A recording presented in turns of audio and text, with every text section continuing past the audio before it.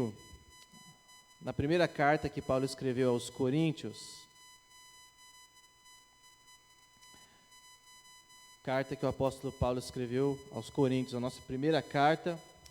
Hoje nós vamos iniciar uma série de exposições nessa carta aos Coríntios, que tem muito a nos ensinar. Uma igreja que o apóstolo Paulo plantou, que tem vários ensinamentos para nós, talvez uma das cartas mais relevantes hoje do Novo Testamento, que tem muito a conversar conosco como igreja, como pessoa, e tem muito ensinamento para nós.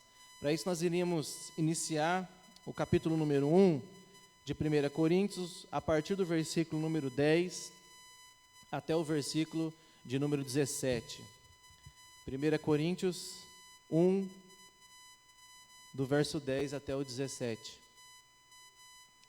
Diz assim a palavra do Senhor: Rogo-vos, irmãos, pelo nome do nosso Senhor Jesus Cristo, que faleis todos a mesma coisa, e que não haja entre vós divisões, antes sejais inteiramente unidos na mesma disposição mental e no mesmo proceder.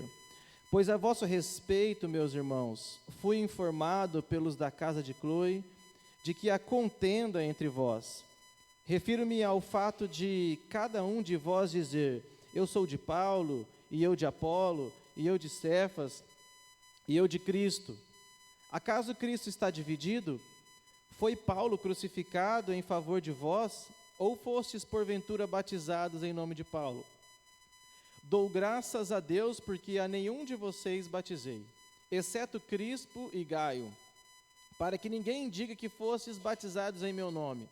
Batizei também os da casa de Estéfanas. Além desses, não me lembro se batizei algum outro, porque não me enviou Cristo para batizar, mas para pregar o evangelho, não com sabedoria de palavras, para que se não anule a cruz de Cristo. Amém. Senhor, nós pedimos graças e favor do Teu Espírito Santo para comunicar a Sua palavra. Nós somos, ó Pai, incapazes de atingir o coração humano, mas o Senhor é capaz de todas as coisas. Por isso, ó Pai, cancele a nossa pequenez de compartilhar a Sua Escritura e fale ao coração da Tua igreja aqui, é o que nós oramos e Te pedimos na graça de Jesus Cristo. Amém. Amém. A igreja que Paulo fundou em Corinto, não é? Corinto, uma cidade muito importante, uma cidade portuária, não é? Que tinha várias pessoas naquele lugar entrando e saindo o tempo todo, uma cidade muito rica, de um comércio muito fervoroso e opulento. Essa cidade foi alvo da graça de Deus, e o apóstolo Paulo vai a essa cidade plantar uma igreja. Quando Paulo chega lá, a primeira coisa que ele faz é conhecer um casal de agora missionários também, Priscila e Áquila, e eles agora estão juntos para ministrar o evangelho, para levar a palavra de Deus até a cidade de Corinto. E quando Paulo chegava numa cidade, né, como ele era judeu, ele logo procurava uma sinagoga, não é, que era um lugar onde os judeus aprendiam a palavra de Deus. Então, Paulo ia até essa sinagoga primeiramente e anunciava Jesus Cristo. E foi isso que Paulo fez, né? Está lá em Atos capítulo 18. Ele vai até Corinto, procura a sinagoga e vai todo sábado lá pregar, falar de Jesus Cristo, mas ele não é bem visto, né? A cultura judaica entende que o cristianismo é uma seita oriunda do judaísmo. Eles não querem nem saber de Jesus, não é? Desprezam a mensagem, e Paulo, não é, sai daquele lugar, abandona aquele lugar onde ele está ali na sinagoga, e aí ele vai para a casa de um homem, não é, chamado, um homem que mora ali nas proximidades da sinagoga, a Bíblia diz que ele morava ali na circunvizinhança, provavelmente ao lado da sinagoga, né? Conheceu esse homem e agora está ali anunciando a palavra de Deus naquele lugar. E aí, a palavra de Deus também diz, no livro de Atos, capítulo 17, que Crispo é um homem que se converte por meio da mensagem de Paulo. E Crispo é um dos principais da sinagoga, ou o principal da sinagoga. Talvez ele seja ali como Nicodemos era no período de Jesus, né? O maioral ali da sinagoga, e ele se converte à mensagem que o apóstolo Paulo estava pregando.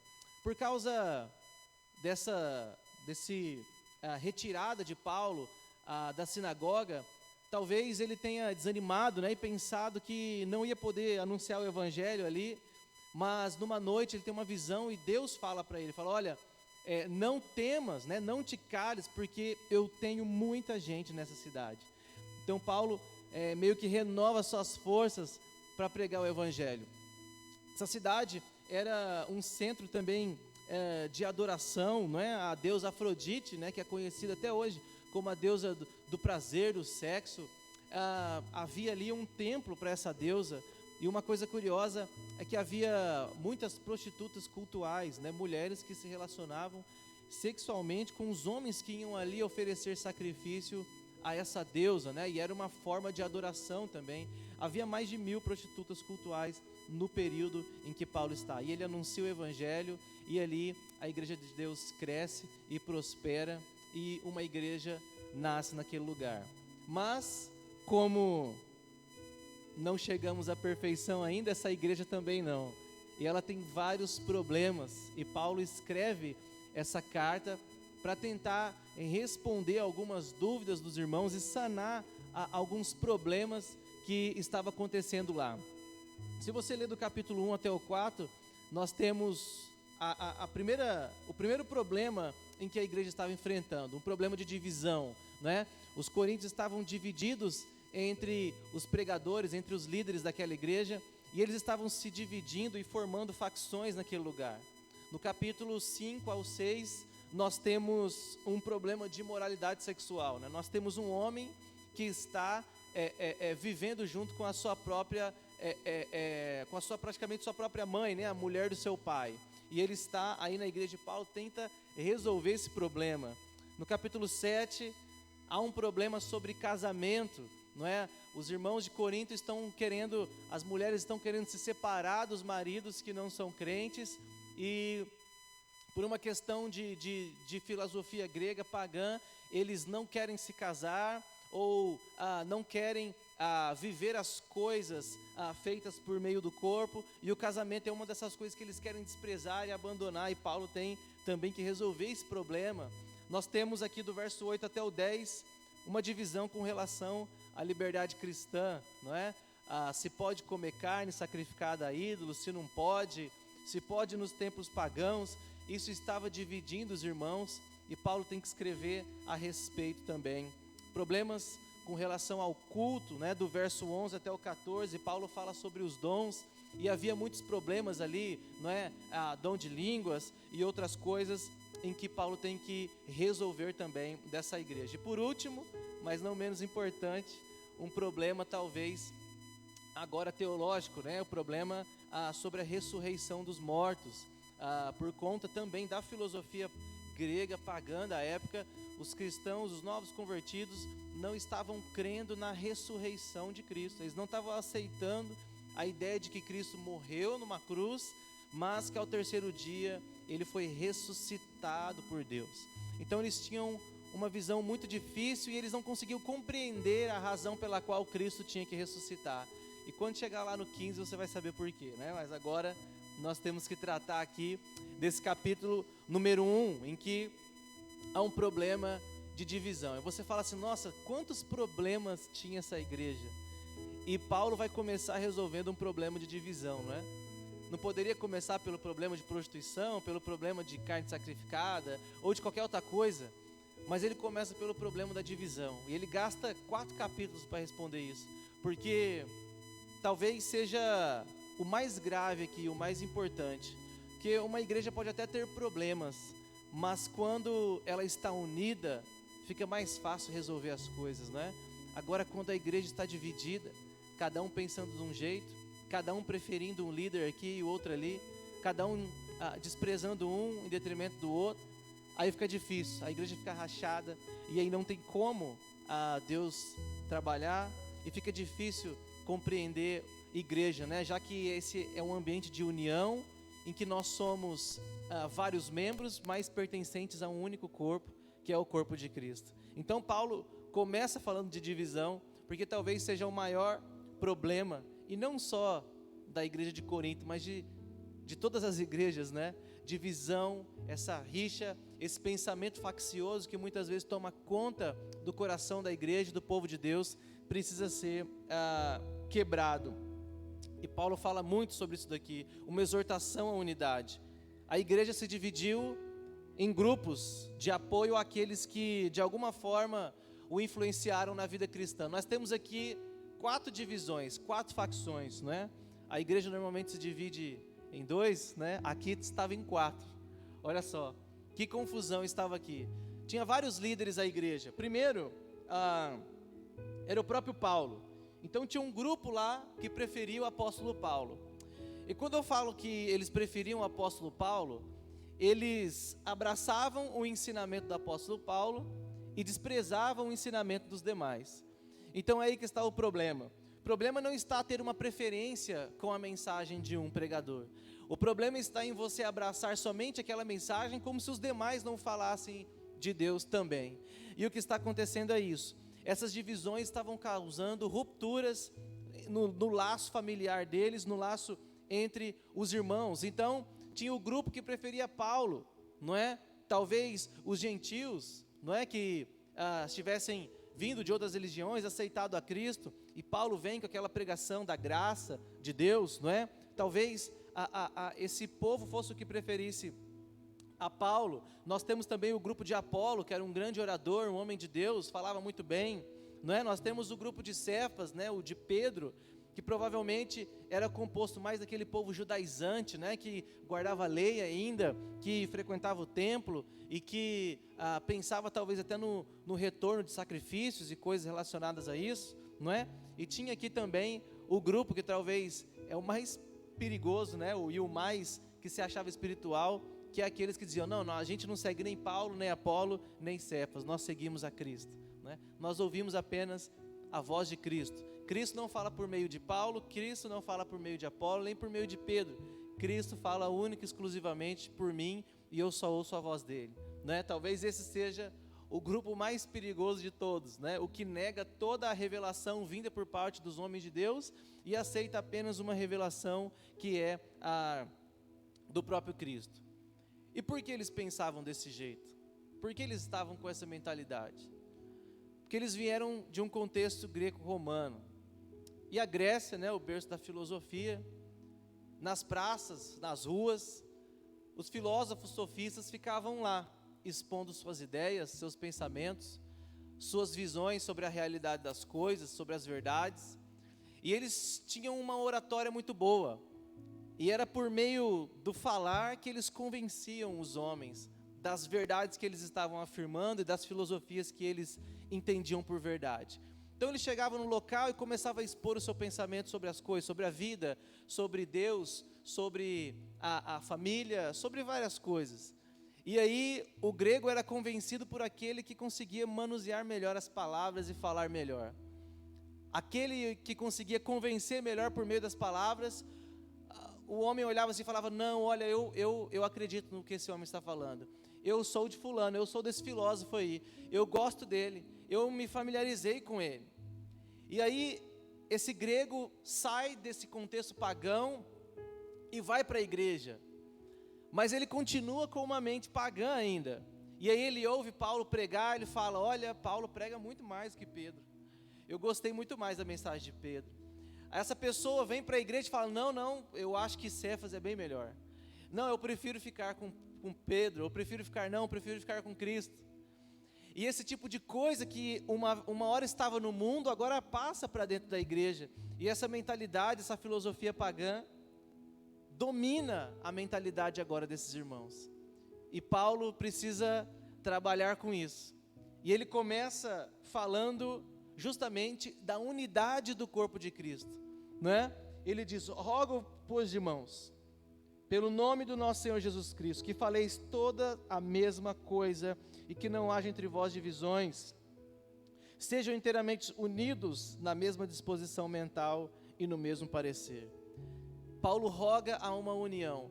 Não se dividam, não façam facções por causa de homem algum. Não despreze a mensagem de um em detrimento do outro. Esses homens foram levantados por Deus e todos eles carregam uma porção da revelação da palavra de Deus.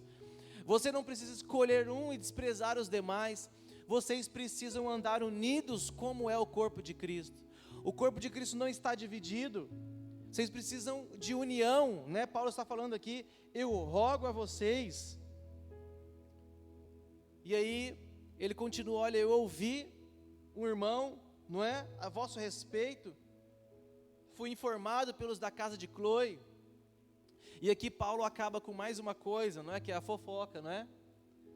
Acontece, quase não acontece em igreja isso.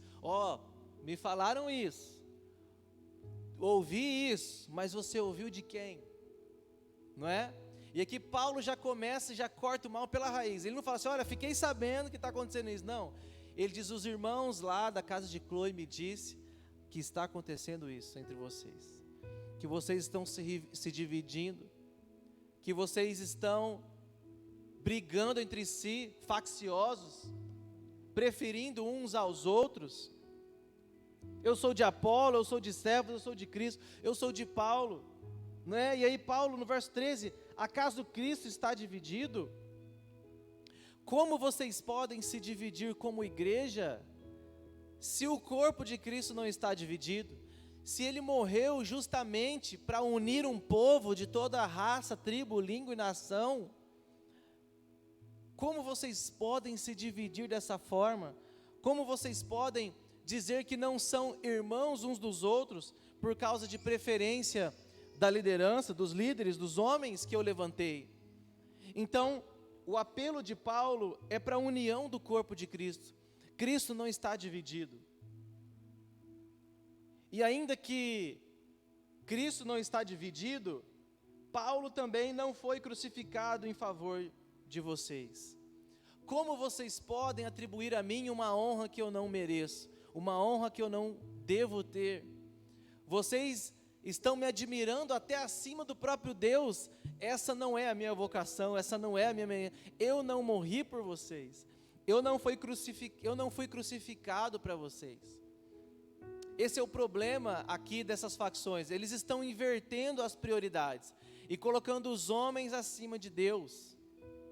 Não há pecado nenhum em admirar determinados pregadores ou pastores, mas essa admiração não pode se tornar devoção, piedade cega, como se essa pessoa nunca errasse, ou como se ela nunca falasse nada de ruim ou de errado, como se ela não pecasse como qualquer um de nós. E é por isso que Paulo está dizendo: foi Paulo crucificado em favor de vocês, eu batizei vocês, vocês foram batizados em meu nome, vocês receberam a salvação pelo meu nome. Então, vocês, é claro que não, né? É uma pergunta retórica. É claro que eu não morri por vocês, é claro que eu não sofri por vocês ao ponto de trazer salvação para a alma de vocês. Então, eu não mereço essa devoção cega, essa piedade, essa falsa piedade com que vocês têm dedicado a mim. Eu sou um homem como vocês, eu sou um anunciador do Evangelho.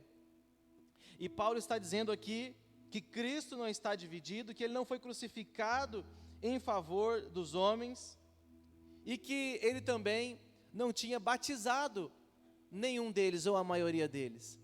E é interessante Paulo falar isso, porque como Paulo é sábio, ele conhecendo a cultura da época, né, não é que ele não era contra o batismo, mas por Paulo conhecer a cultura da época e saber que esses homens tinham essa capacidade, ainda essa fraqueza, essa infantilidade de agir como o mundo e transformar líderes em idolatria, Paulo fala assim, olha, eu não vou batizar nenhum de vocês. Paulo, sabendo disso, já falando, eu nem vou batizar esses homens, porque é perigoso eu formar discípulos para mim e não para Cristo. Não é que Paulo era contra o batismo, e é bem por isso que ele diz, exceto eu batizei, vocês foram batizados em meu nome. Paulo não quis nem batizar, e também o batismo não é em nome dele, o batismo é em nome do Pai, do Filho e do Espírito Santo. Vocês não foram batizados em meu nome, vocês não devem essa reverência e essa adoração a mim. E Paulo ainda lembra, olha, eu dou graças a Deus porque a nenhum de vocês eu batizei, exceto Crispo e Gaio, para que ninguém diga que fossem batizados em meu nome. Para Paulo poupar a si mesmo dessa idolatria, ele nem batiza os irmãos, porque sabia que poderia causar esse sentimento. Falou, olha, eu vou deixar para outros batizarem vocês, vou deixar aí para o pastor da igreja que eu colocar aí em Corinto, batizar vocês, para que vocês não tenham essa devoção cega, esse temor a mim e não a Deus, essa mentalidade pagã que vocês absorveram, não corresponde à mensagem da cruz, à mensagem do Evangelho. Eu não morri por vocês, Cristo não está dividido, não há a menor possibilidade de vocês continuarem como igreja, como corpo de Cristo, se vocês estão com essas divisões. E não é isso muitas vezes que acontece no nosso meio, irmãos? Quantas divisões nós enfrentamos na igreja, ou já passamos, e nenhuma delas, muitas vezes, é por problemas teológicos. Olha, a igreja não está mais pregando Jesus Cristo, a igreja não está mais batizando em nome de Jesus, o pastor não fala mais, não prega mais a palavra de Deus. Dificilmente você vai ver uma divisão por esses motivos. A divisão normalmente sempre está vinculada ou relacionada às personalidades, é a pessoas. As igrejas se dividem porque alguém se levantou lá diante do pastor achando que é mais, arrebanhou um grupo de irmãos, e esses irmãos acreditou nesse homem, idolatrou esse homem e saiu, achando que aquele que os arrebanhou é maior do que o pastor que está ali. É tudo um culto à personalidade, acaba colocando assim, quem é maior que quem? Esse irmão que está aqui querendo sair, ou o pastor? Você coloca os homens diante com juízos de valores que não deveriam ser. E as divisões muitas vezes na igreja acontecem por causa disso, por causa de discussões, por causa de brigas, por causa de maus entendidos, por causa de facções. A igreja vai se dividindo, até chegar um momento que tem, igual aqui, tinha praticamente 4 igrejas dentro de uma só. Uns irmãos que só ouviam o que Paulo falava, outros que só ouviam o que Pedro falava, Apolo e Cristo. É uma igreja que perdeu a razão de ser. Eles se unem, vêm, sentam juntos no mesmo banco, mas não estão unidos no mesmo espírito. E Paulo diz, rogo-vos, irmãos, pelo nome do nosso Senhor Jesus Cristo, que faleis a mesma língua, faleis a mesma coisa. É no nome de Jesus Cristo, a nossa união é em Jesus, não é no pastor. Porque discordâncias todos nós vamos ter, não é? Seja comigo, ou seja com qualquer irmão, não é? Se a gente sentar um pouco para conversar, vai descobrir várias coisas que nós não pensamos em comum, mas não é isso que nos une. O que nos faz unir não é as nossas igualdades, mas é o amor e é o temor a Jesus Cristo. Você observa em Atos 2, depois você lê, quantas etnias e quantas pessoas de povos diferentes estavam lá. Vários e vários, do Egito, da Ásia, de vários cantos do mundo. Pessoas com culturas diferentes, com roupas diferentes, com idiomas diferentes, com tudo diferente, cores diferentes, mas elas estavam todas ali unidas em um só propósito. Por quê? Porque onde está o Espírito Santo de Deus, ali a união. É nesse lugar que nós vemos se o Espírito Santo habita ou não. Não é no barulho, não é no choro, não é nessas coisas, mas é nessa comunhão. O Espírito Santo traz essa comunhão que faz com que pessoas que pensem diferente, que discordem de várias coisas, mas chegam num ponto que elas estão unidas. Qual que é a minha união? A minha união é que nós estamos aqui por causa de Jesus, e isso basta. Eu não penso igual a você, discordo de muitas coisas, mas o que nos une é a fé em Jesus Cristo. É por isso que nós somos irmãos, inclusive de membros de outras igrejas. Se as outras igrejas têm por comum a fé em Jesus Cristo e o temor a Deus acima de todas as coisas, é claro que nós somos irmãos, mesmo estando em lugares diferentes. Porque é isso que nos une, e é isso que nos deve unir aqui. Uma igreja não vai ser dividida quando a primazia é Jesus Cristo e a união e o amor por meio dele. Você pode discordar em tudo da pessoa, desde o jeito que ela se veste até os pensamentos dela a respeito da vida e coisas a esse respeito. Mas, se vocês têm algo em comum, o temor a Deus, Jesus Cristo e adorá-lo, você vai conseguir se unir, você vai conseguir estar perto, porque essa é a única coisa em comum que importa. É a união por meio de Jesus Cristo. É o que nos faz irmãos, é o que nos faz um só corpo com Cristo Jesus. Amém? É isso que nós precisamos. O verso 17: porque não me enviou Cristo para batizar, mas para pregar o Evangelho, não com sabedoria de palavras, para que se não anule a cruz de Cristo.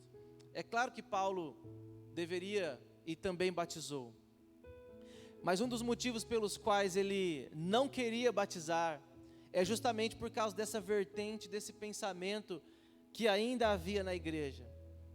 Então, quando ele fala que eu não fui enviado para batizar, a ideia principal aqui, eu não fui enviado para criar discípulos para mim mesmo. Eu não fui enviado para criar pessoas que se submetam a mim e não a Cristo, primeiramente. Não com sabedoria de palavras. Olha só, se tem alguém que poderia usar a palavra para se gloriar e para convencer pessoas, era o apóstolo Paulo. Falava todos os idiomas falados na época. Era um homem instruído em muitas culturas. Era um homem que conhecia a filosofia da sua época. A sabedoria dele, ele mesmo diz que excedia em muitos aos melhores da sua época. Aprendeu aos pés de Gamaliel. Gamaliel era um homem inteligentíssimo da época. E quando o mestre da lei tinha um aluno muito sábio e que ele não tinha mais condições de passar ensinamento para ele, ele pegava esse homem e enviava lá para Gamaliel. E Paulo é esse homem que vai aprender aos pés do maior mestre, porque ele é um homem muito sábio, muito culto. Mas ele mesmo disse que ele não usou de sabedoria de palavra, para que não se anulasse a cruz de Cristo. Ele não convenceu pessoas por meio da sua retórica, como ele poderia fazer. Ele anunciou a mensagem do Evangelho, e anunciou isso de forma simples. Anunciou isso como qualquer pessoa iletrada poderia fazer. E o motivo é apenas um: para que quando aqueles irmãos de Corinto olhassem, não vissem a Paulo, mas vissem apenas Cristo e Ele crucificado. A mensagem do Evangelho, é isso que eles deveriam ver. Não deveriam ver a retórica de Paulo. Eles não deveriam se engrandecer da mensagem que o apóstolo Paulo estava trazendo. Eles não deveriam idolatrar a Paulo pela mensagem, pela maneira como ele pregava. Pelo contrário, eles deveriam olhar para a mensagem, e a mensagem deveria ser maior que o próprio Paulo. É por isso que ele não usou de sabedoria, para que as pessoas não falassem: olha, se eu estou aqui por causa de Paulo, porque ele me convenceu se ele não usou de tanta sabedoria assim, se ele pregou de maneira simples, porém eficaz, com a verdade do Evangelho, ele trouxe a mensagem correta. E o que traz conversão ao coração e mudança de vida, não é a maneira eloquente com que o pregador fala, mas é o poder que está na palavra de Jesus Cristo.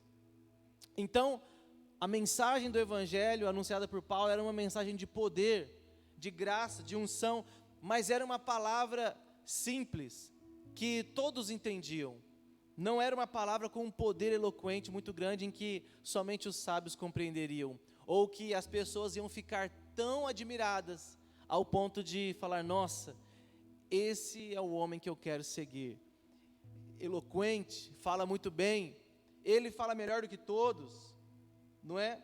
E não foi isso que Paulo fez, justamente porque sabia que poderia pegar líderes e pegar pessoas que o idolatrassem e criar discípulos para si e não para Cristo.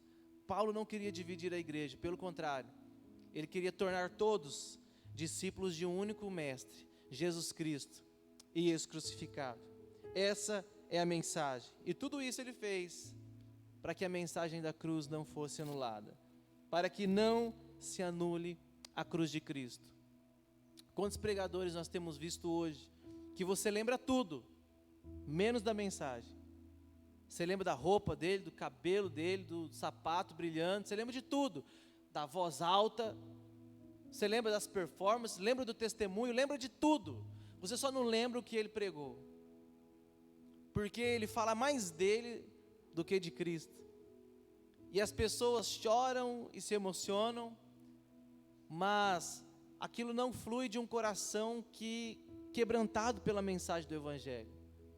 É uma pessoa emocionada pelas palavras bonitas que ouviu, e isso anula a cruz de Cristo, porque se há alguma mensagem que deve quebrantar os nossos corações, é a mensagem do Evangelho, e nada mais. Você pode ouvir várias coisas, um testemunho, você pode ouvir palavras bonitas, e isso pode te levar às lágrimas, isso pode te levar a se emocionar, mas nenhum tipo de emoção desse jeito produz convicção de pecados e produz conversão genuína, senão a cruz de Cristo. Pessoa chorando não é sinônimo de conversão, não é? Conversão é quando você se arrepende de fato, e esse arrependimento só pode ser produzido por meio da mensagem fiel da Escritura. Por isso, o pregador, o homem que está anunciando a mensagem do Evangelho, não pode anular a cruz de Cristo, com filosofias vãs, com mensagens de autoajuda, com coisas que provêm mais da vida dele do que da palavra de Deus. Aquele que quer anunciar verdadeiramente o Evangelho, ele não pode anular a cruz de Cristo, ele deve pregar única e exclusivamente o ministério de Cristo e aquilo que ele fez. É isso que produz conversão, não a nossa retórica, não o nosso poder de convencimento, mas a cruz de Cristo. E Jesus Cristo e esse crucificado é o que nós precisamos ouvir, dia após dia. É a mensagem da cruz, é que Jesus Cristo veio a esse mundo e morreu por nós pecadores, para nos dar vida e vida em abundância. Essa é a maior mensagem de todas. Não é João 3,16, porque Deus amou o mundo de tal maneira que deu o seu Filho, para que todo aquele que crê nele não pereça, mas tenha a vida eterna. Esse é o centro da nossa mensagem, esse é o centro da nossa pregação, a cruz de Cristo. É por isso que nós nos unimos como irmãos, porque temos uma mensagem em comum, temos um pensamento em comum, diante de tantos outros que não são, nós temos um em comum, a mensagem da cruz. Cremos num Cristo que ressuscitou e morreu por mim e por esse irmão aí do lado, que eu não concordo muitas vezes, mas que foi alcançado pela graça de Cristo da mesma maneira. Por isso não se dividam em facções, não se dividam entre líderes, Paulo, Apolo, Cefas, nenhum desses morreu por você. O único que nos alcançou com a graça, com a morte, com a vida, é o nosso Senhor Jesus Cristo. E somente a Ele nós devemos prestar culto. E somente a Ele nós vamos adorar. Amém? Fique de pé, vamos orar ao Senhor. Senhor, no nome de Jesus, rendemos graças a Ti, Senhor, o Deus de toda a terra, que se fez homem e se manifestou entre nós. Te louvamos, ó Pai, te adoramos, porque o Senhor é Deus que está acima de tudo e de todos, e por isso nós te adoramos, ó Pai. Pai, ensina-nos a sermos um no Senhor. Embora haja pensamentos diversos, mas faça com que o Teu Espírito nos una, ó Pai, pelo amor e pelo temor ao Senhor. Não nos deixe dispersos, não nos deixes abandonados e sozinhos pelo caminho, mas nos guie e nos conduza em santidade, em temor e obediência. Que o nosso coração seja grato a Ti e que aprendamos, ó Pai, a valorizar e a temer somente o Seu nome.